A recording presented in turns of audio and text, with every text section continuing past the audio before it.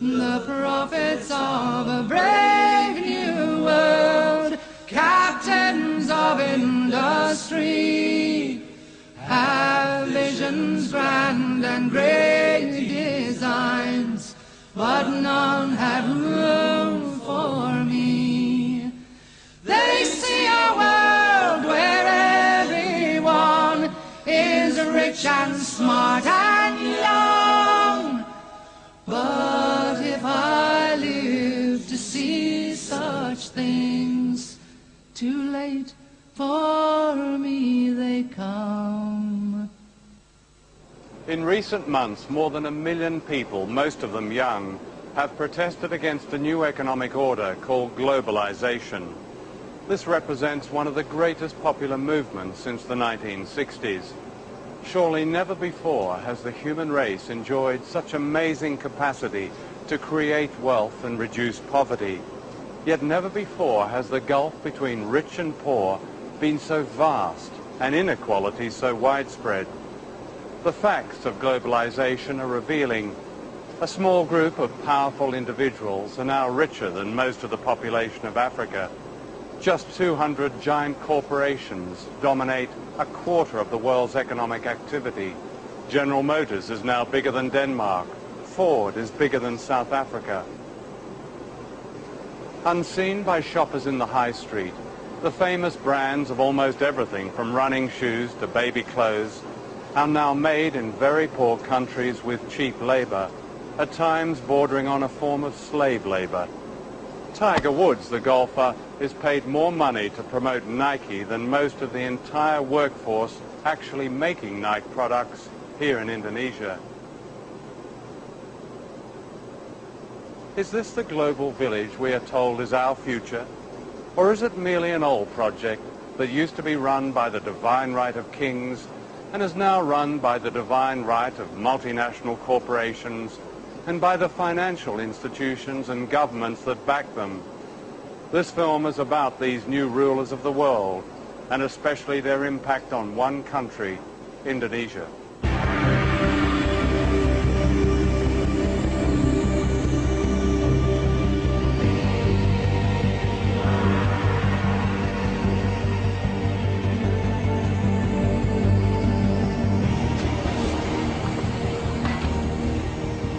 Indonesia is where the old imperialism meets the new. This is a country that should not be poor. It's rich in almost everything.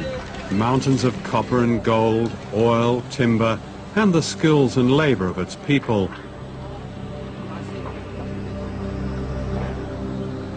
Colonized by the Dutch in the 16th century, Indonesia was plundered by the West for hundreds of years, a debt that is yet to be paid back.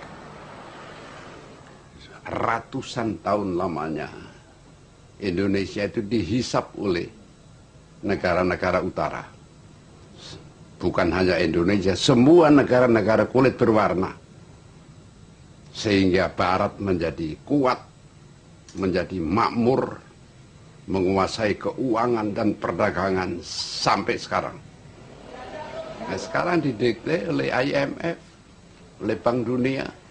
Negeri yang begini kaya diubah menjadi negara pengemis sekarang, Indonesia. Karena tidak adanya karakter pada elit.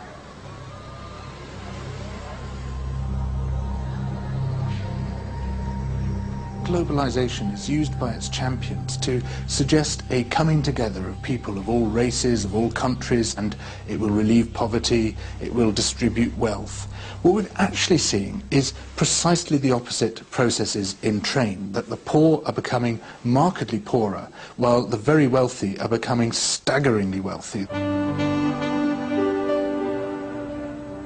And here are some of the staggeringly wealthy. This is a wedding in Jakarta of the Indonesian elite. Two merchant families are being united. 4 years ago, the World Bank called Indonesia a dynamic economic success, a model pupil of the global economy. Among the Versace dresses and diamonds are those who've reaped the benefits of the new global freedoms. Freedom to watch money make more money. In this respect, they could be any nationality.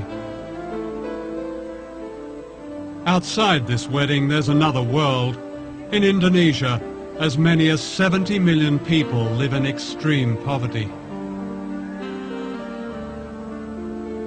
We calculate that it would take an Indonesian worker, like one of the waiters serving here, 400 years to pay for this wedding reception.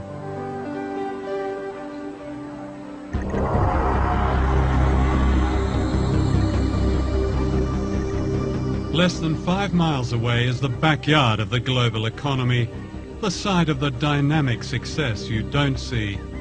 This is a labour camp that's home to workers who make the clothes we buy in the high streets and shopping malls.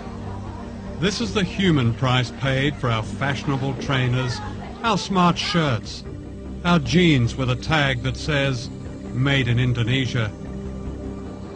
Young people living here who make the famous brands are paid on average the equivalent of 72 pence a day, about $1. That's the legal minimum wage in Indonesia.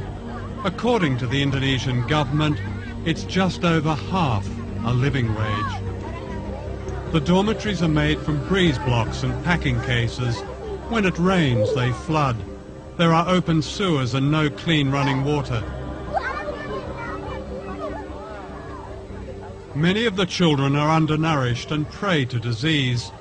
While I was filming here, I caught dengue fever, carried by the mosquitoes which infest these slums. It kills children. The conditions here are not very different from workers' camps in other parts of Asia, in Africa and Latin America, where the famous brands are also made cheaply for lucrative Western markets.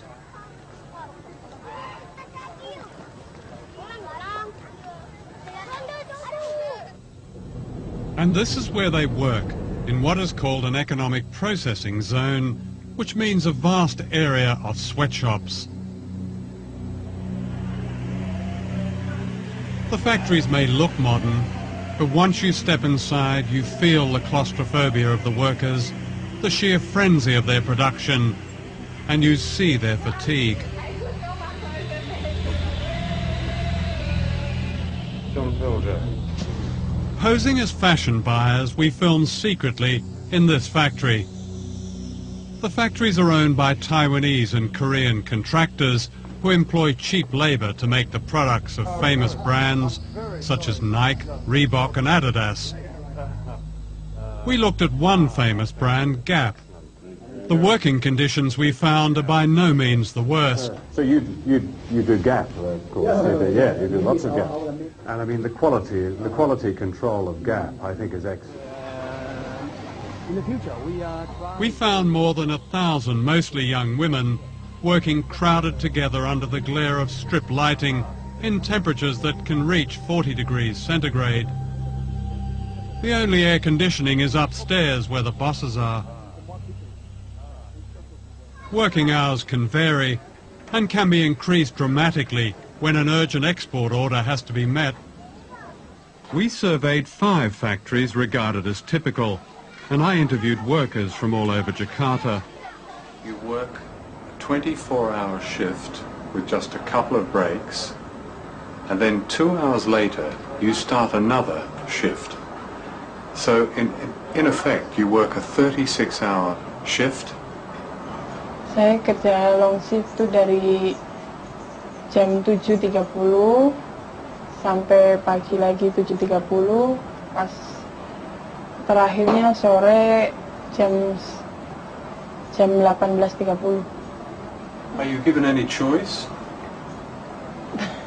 Nggak bisa. What would happen if you refused to do this 24-hour shift? Ya mungkin ada hukuman, tapi belum pernah menolak sih.